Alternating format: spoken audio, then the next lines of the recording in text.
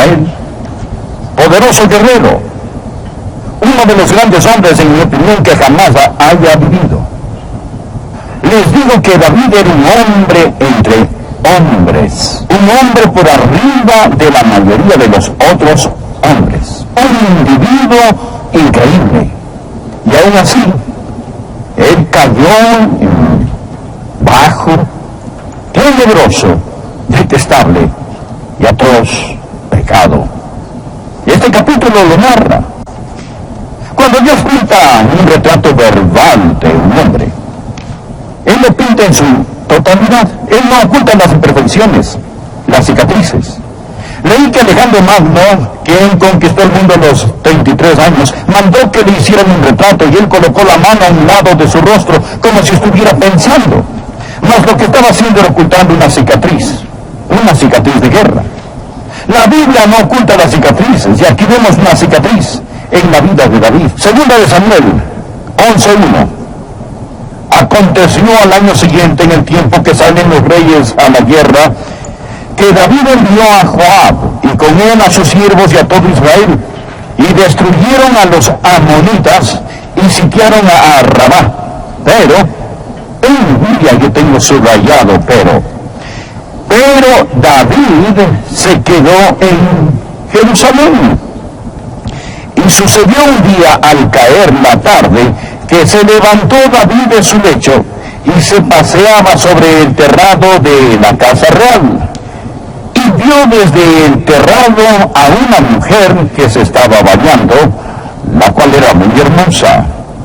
Envió David a preguntar por aquella mujer y le dijeron: aquella es Betsabé, hija de Eliam, mujer de Urías Eteo.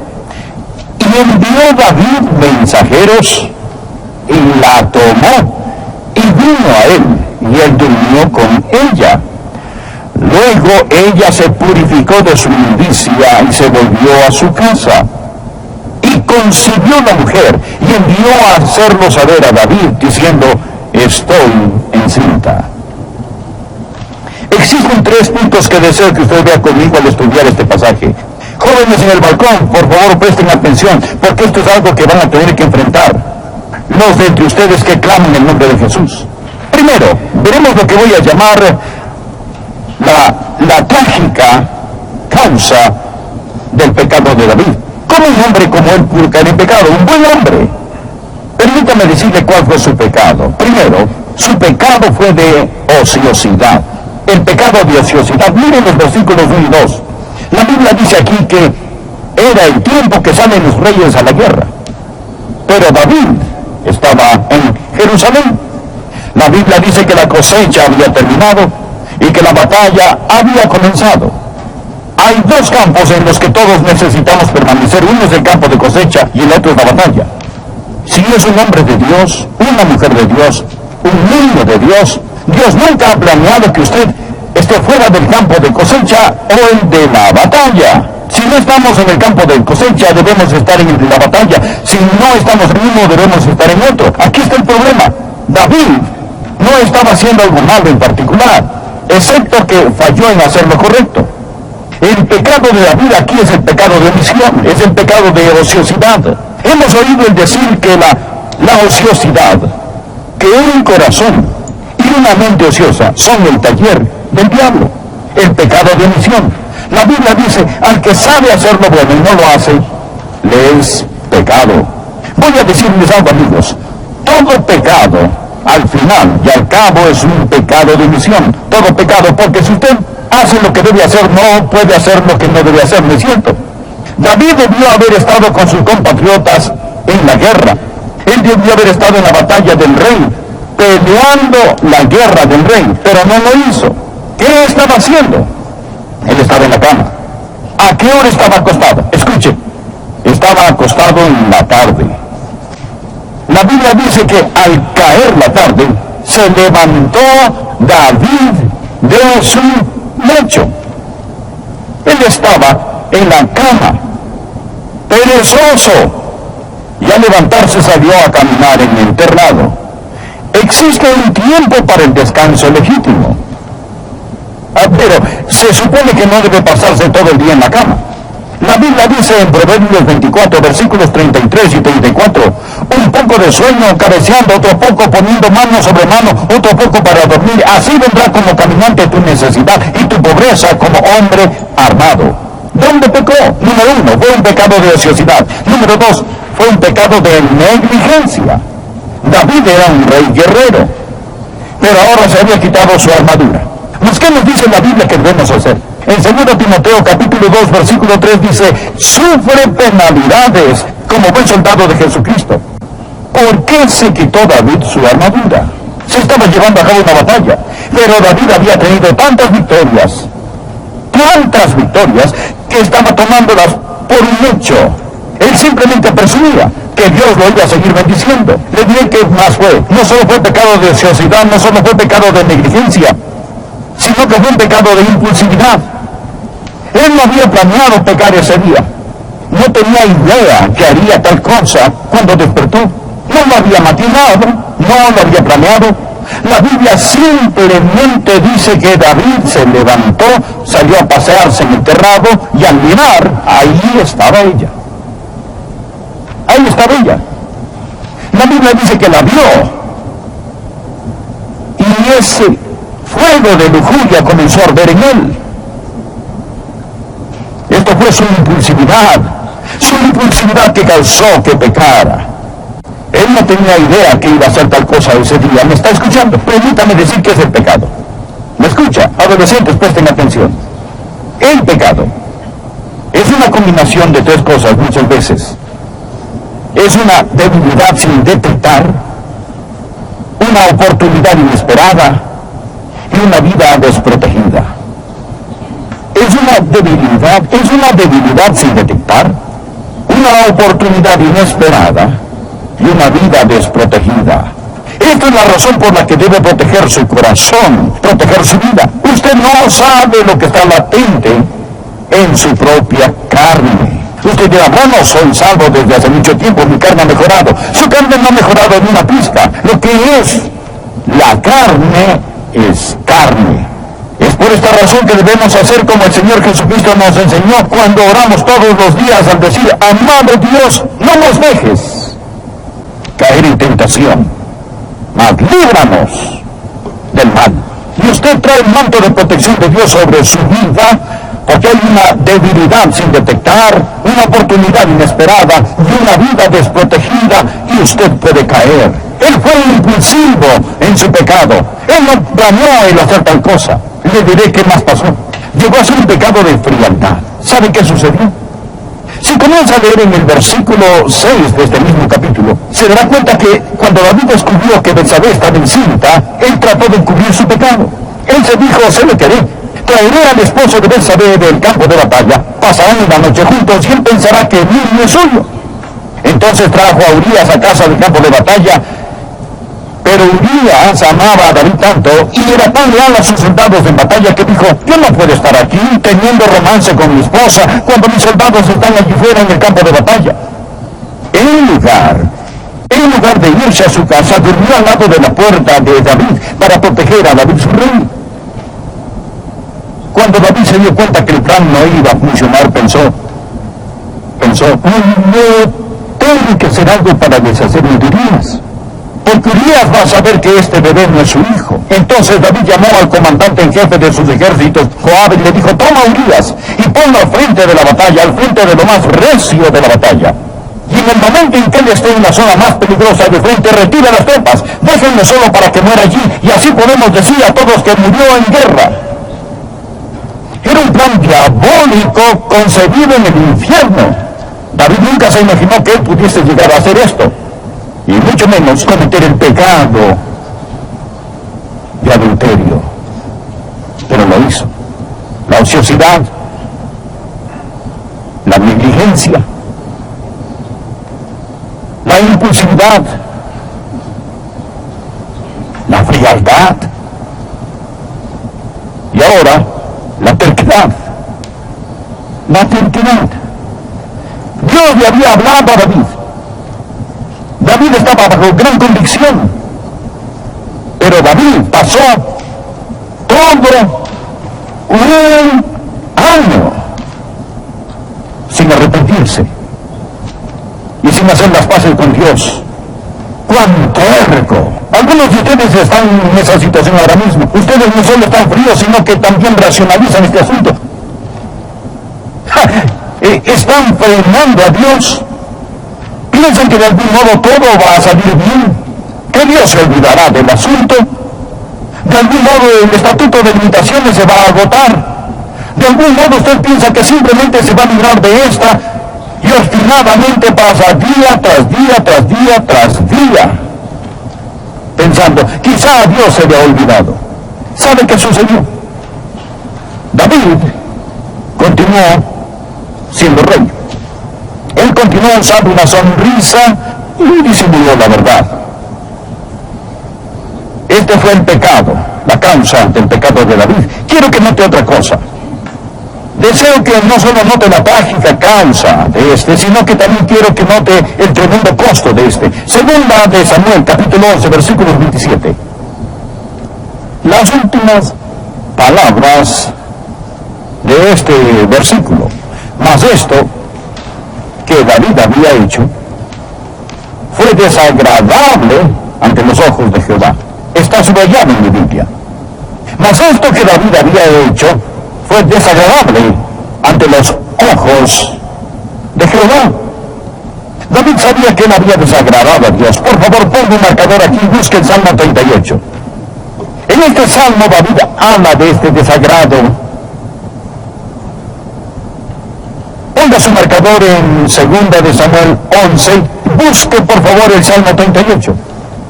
En este Salmo 38 usted va a ver el tremendo costo del pecado de David. Dije al principio, ¿puede un hijo de Dios pecar? Sí. ¿Puede un hijo de Dios pecar y no sufrir? No, absolutamente no. Recuerde que la Biblia dice que esto fue desagradable al Señor. Observe cómo habla David de este desagrado. Leamos los versículos 1 y 2. Jehová, no me reprendas en tu furor, ni me castigues en tu ira. Desagrado. Porque tus saetas cayeron sobre mí, y sobre mí ha descendido tu mano. ¿Qué sucede cuando un hombre, cuando un hijo de Dios peca? Bien, regresemos al versículo 1. Jehová, no me reprendas en tu furor. Y lo primero son palabras de reprimenda. Dios, el Espíritu Santo, le hablará. Dios le reprenderá cuando usted peque. Dios pondrá su dedo en la llaga donde duele y dirá, eso estuvo mal.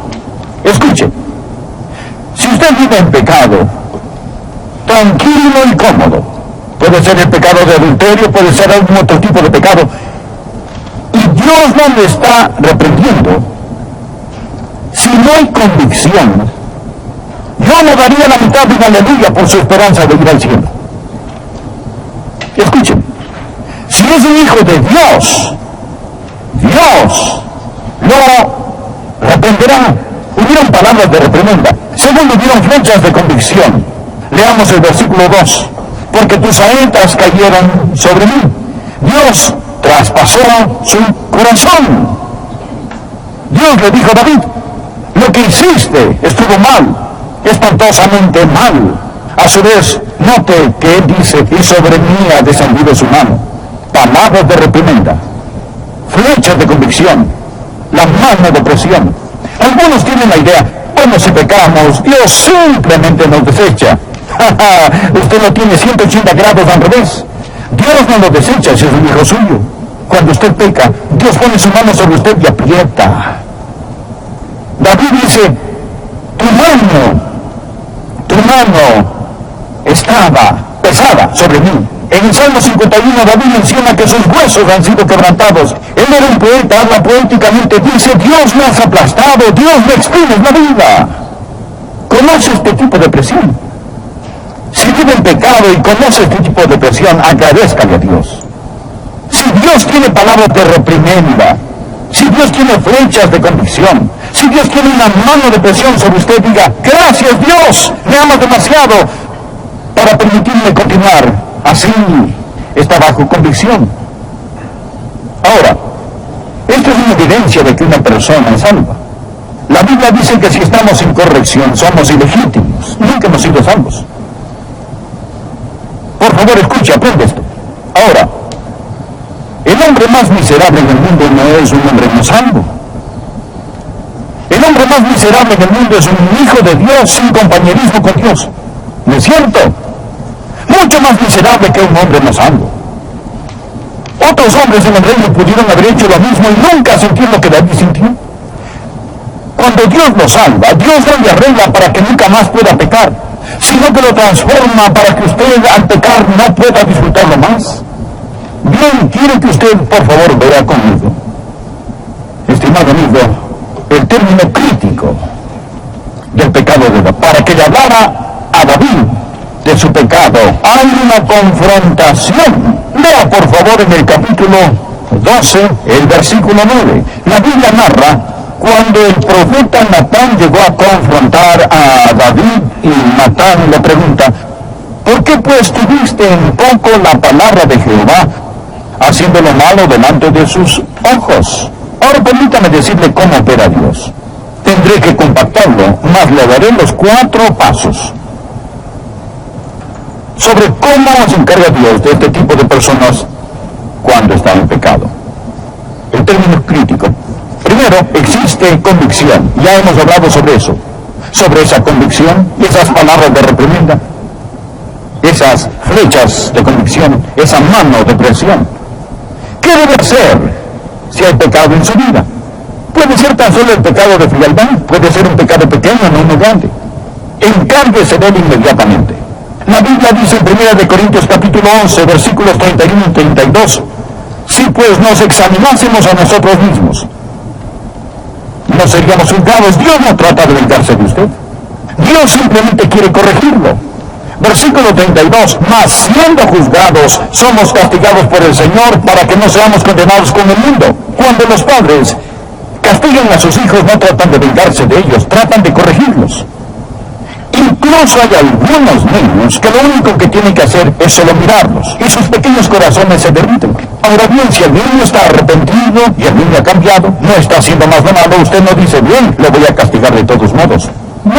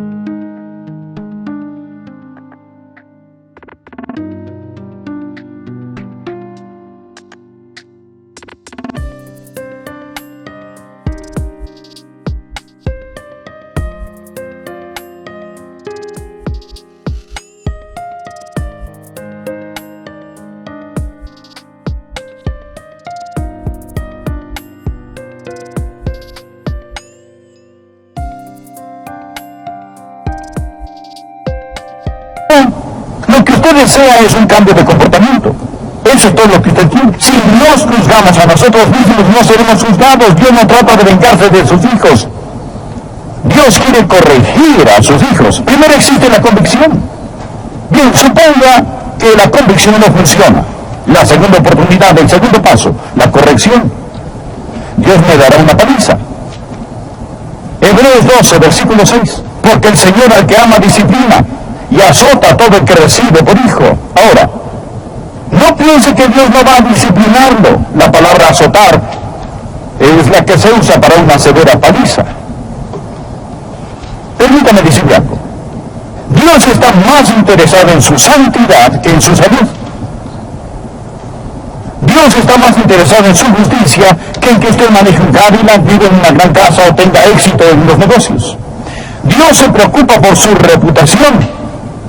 Y Dios le corregirá adecuadamente, no porque no le ame, sino porque Él le ama. Dios amaba a David.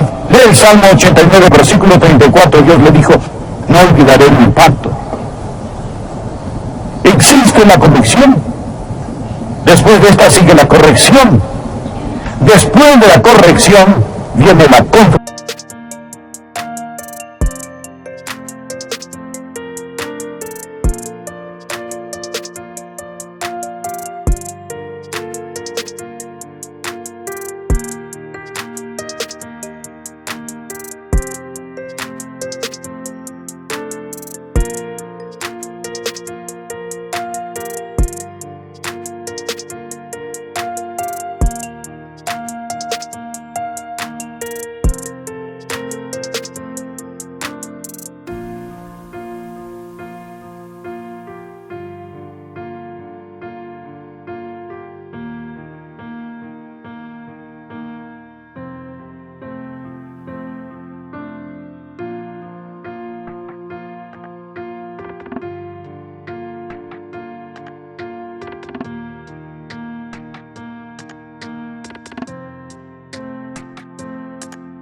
confrontación.